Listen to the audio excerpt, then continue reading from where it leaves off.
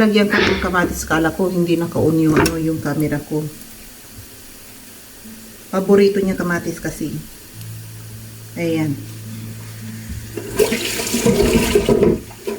Tara, isab na natin sa bata batuta.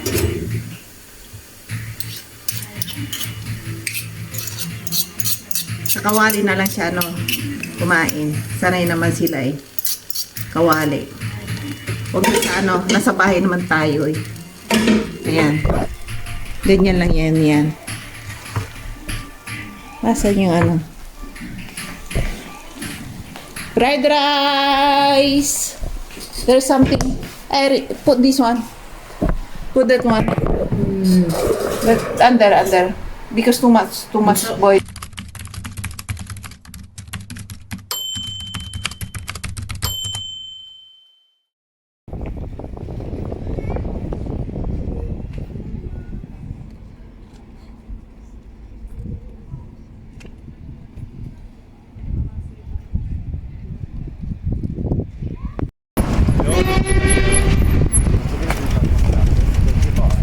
Yung ko. Tara, tawid tayo.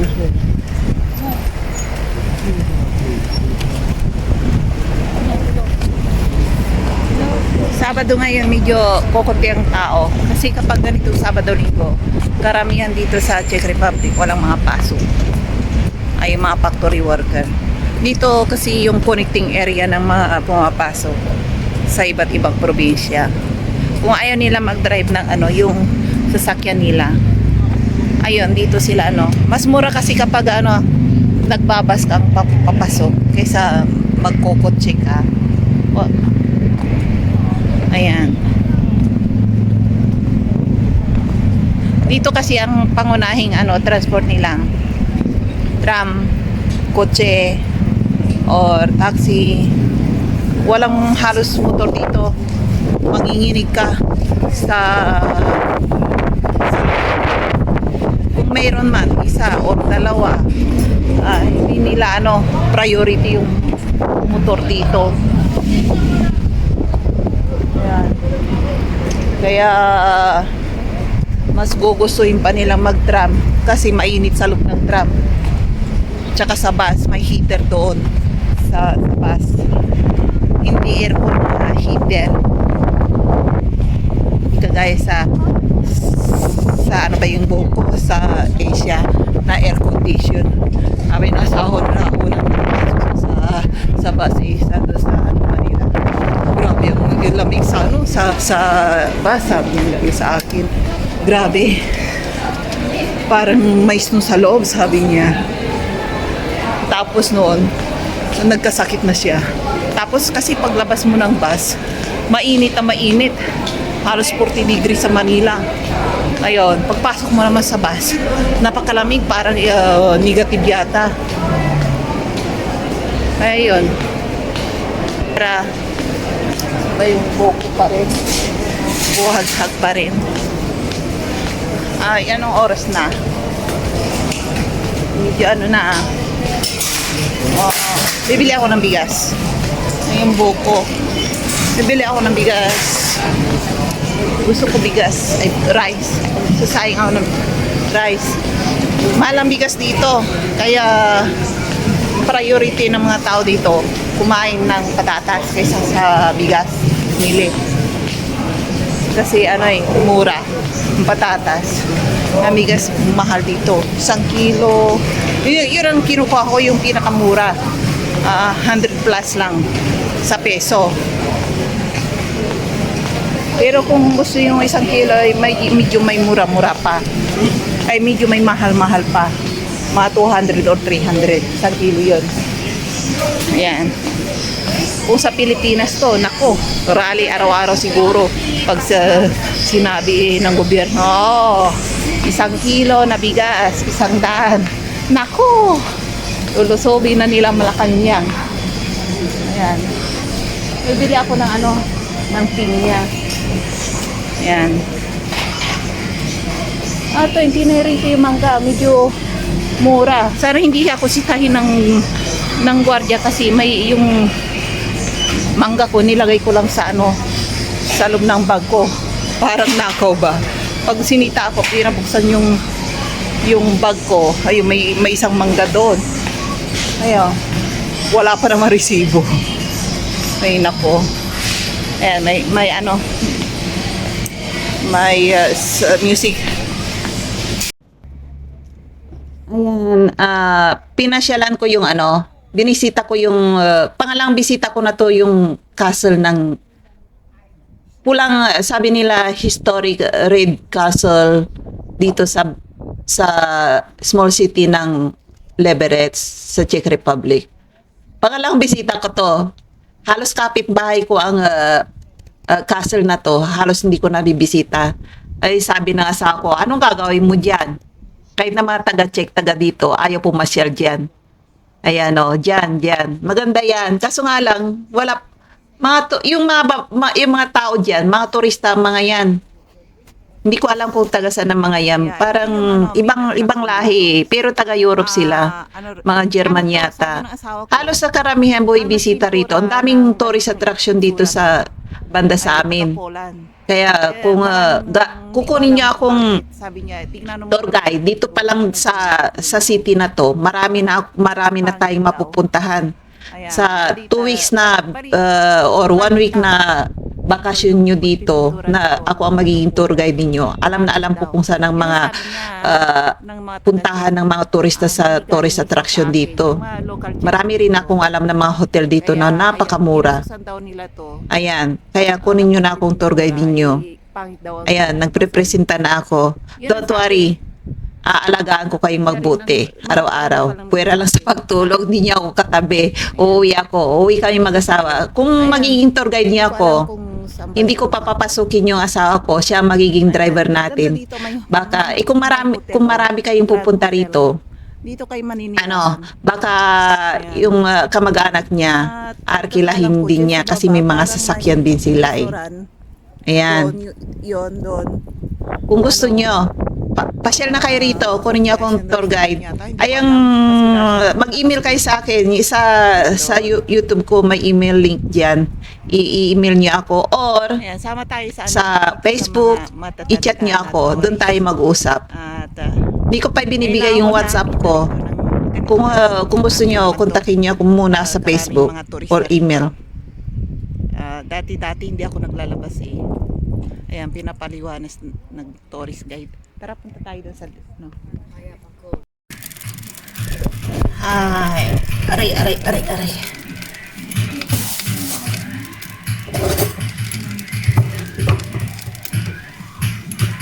Hello guys, nandito na naman tayo. At magpapasiksi ulit tayo sa aking kusina.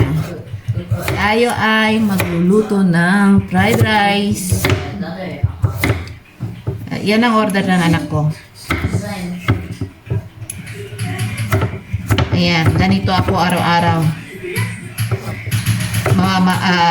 Mag-grocery at magluluto. Ayan, yan ang trabaho ko rito araw-araw. Araw-araw non-stop.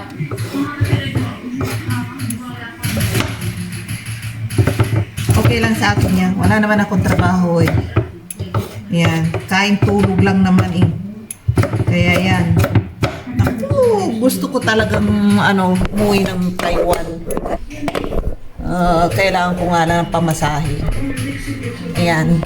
Mahirap na. Kailangan ko. Ayan. Anak ko. Magluluto ako ng hotdog spaghetti. Hotdog fried rice. Eggless. Hindi ko lalagyan ng ano ba yun? Hindi ko lalagyan ng ano ba yun? Nakalimutan ko. Hindi ko lalagyan ng itlog. Yun pala, English na yan. English na. Ano na yan? Barok. Ayan. Ano ba yung camera ko? At yung nakasilaw. Dito tayo. Ayan, maganda yan dyan. At lagyan natin ng ano, mantika. Ayan. Tapos, ano yan? Mamaya, pag medyo luto na yung fried rice ko, yan o. Pakita ko sa'yo kung paano ako magluto ng fried rice. Gayahin nyo ang pagluluto ko. Kasi dati may restaurant ako. Kaya alam ko ang pasikot-sikot ng kusina. Ayan, huminto na nga lang ako. Ay, nako. Ayan, simple lang. Simple lang ang fried rice ko. Ganyan lang yan. Ayan, ganyan lang.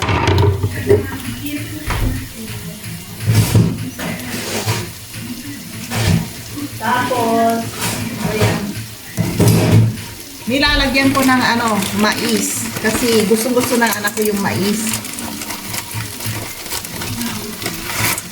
Tapos, green peas. Yan ang mga paborito niya. Ayan, naparami. Okay lang. Kakainin din niya yan.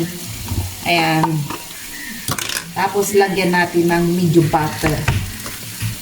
Ayan. Ganyan lang yan.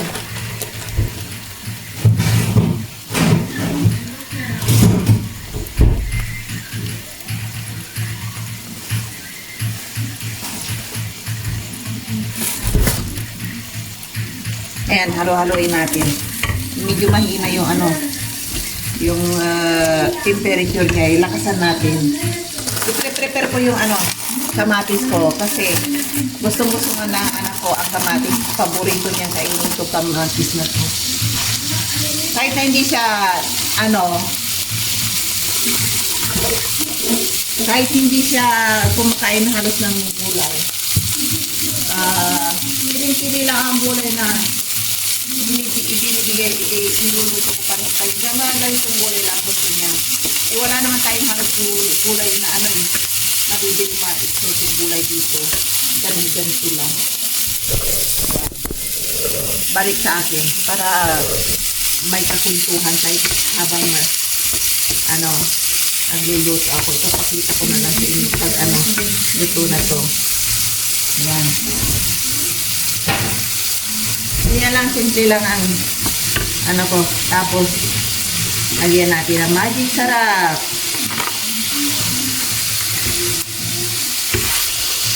Kayo mga Pilipino, naririnig ko. Nagre-release pa kayong ano, bumili ng ano, ng magic sarap. Ito, check magic sarap, 100%. Mas masarap pa kaysa magic sarap ng Pilipinas. Ano pa? Parehas ang kumpanya, don't worry, Maggi.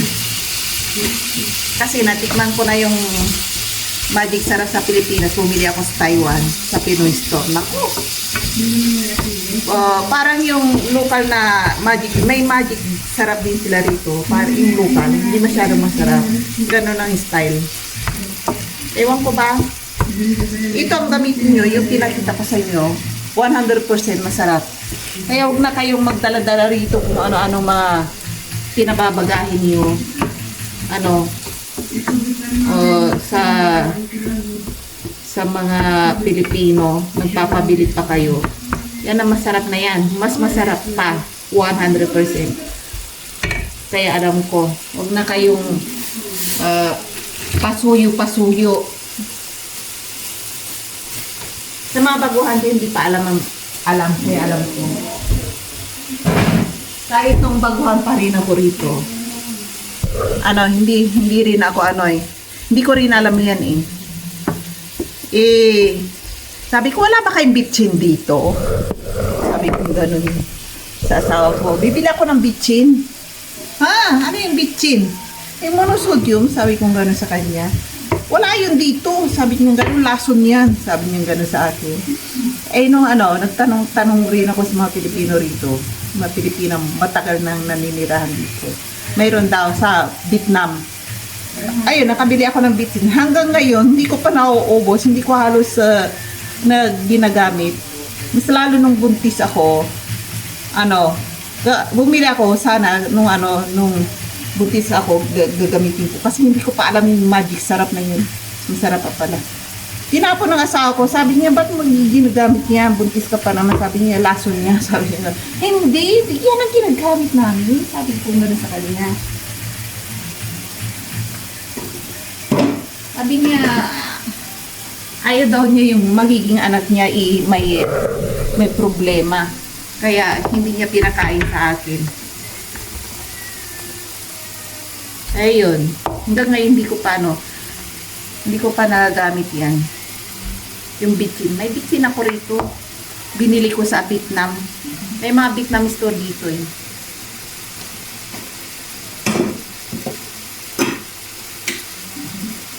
Yung kahit saan dito, ano rito, may Vietnamese, sila, Vietnamese, ano ba yun? Siya, mayroon dito, kahit sa parte, mayroon dito. Halos ang nagpapatakbo ng mga restaurant dito, yung mga Vietnamese eh. Kaya huwag niyo malitin mga Vietnamese dito. Mga may-ari ng mga restaurant at saka shopping mall minsan. Alalaki na mga tindahan nila, may mga supermarket pa nga yan. Sabi ko, kasi halos, rito, makikita mo talaga rito may-ari ng mga restaurant, malit mga malaki, mga groceryhan. Wow. Where? Ayan. Sulaw daw, wait lang. Kita niyo yung fried rice ko, oh. Ganda na, hotdog fried rice yan, without egg. Hindi ko nilagyan ng ano ba yun? Egg. Ayan, okay na yan dyan. Simple lang yan. Hindi naman tayo magsangag. Tayo nawa ng ano ba yun? Yung itlog. Ano lang, lagyan niya ng mga ricado. Kahit na gulay lang ang ilagay niyo sa ano nyo, sa fried rice nyo, masarap na yun. Kahit kung minsan nagsasangag ako, walang halos karne, puro gulay ang nilalagay ko. Ang sarap-sarap. Ayan. Ayan, ganyan lang yan. Yan, okay na yan. Picture natin para may thumbnail tayo.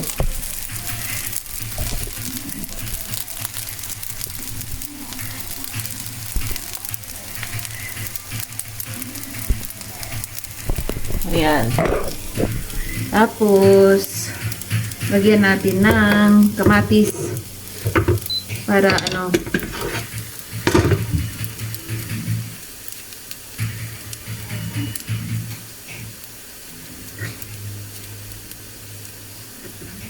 ayan, nilagyan ko ng kamatis. Kala ko hindi naka-on yung camera ko. Paborito niya kamatis kasi. Ayan. Tara, isod na natin sa bata-batuta.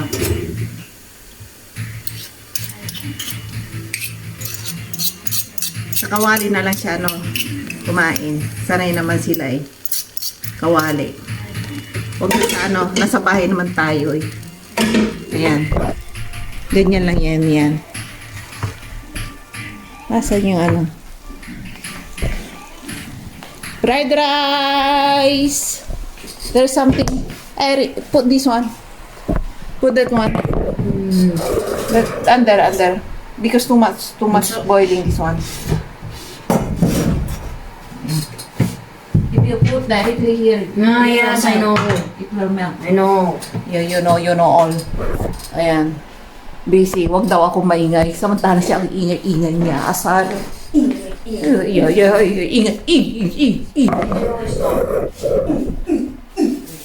Ginagaya na naman ako. Paano ako magsalita? Ayan. Parati din ako magsasalita.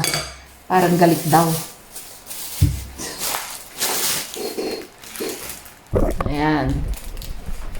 Ay, nako. Anong oras na? Alas 5. Hindi ko alas 5, alas 6. Umambod sa labas. Ayan. Nasa work yung asawa ko. Kaya, ako. Yan, lilinisin ko. Kailangan linisin ka agad yan. Kasi, pag oily, ang pangit tignan. Makikita talaga yung pagka-oily niya. Yan. Mamaya na tayo, may kalahating mangga pa ako rito eh. Magluluto ako mamaya ng ano ba yun? Yung kamuting kahoy na flour. Tapos lagyan ng ang tawag doon? Nakalimut. Yung tapioca starch. Magluluto ako yan mamaya. Yung parang kanina. Ano bang tawag doon sa Tagalog na yun? Nakalimutan ko. Mamaya papakita ko na lang sa inyo.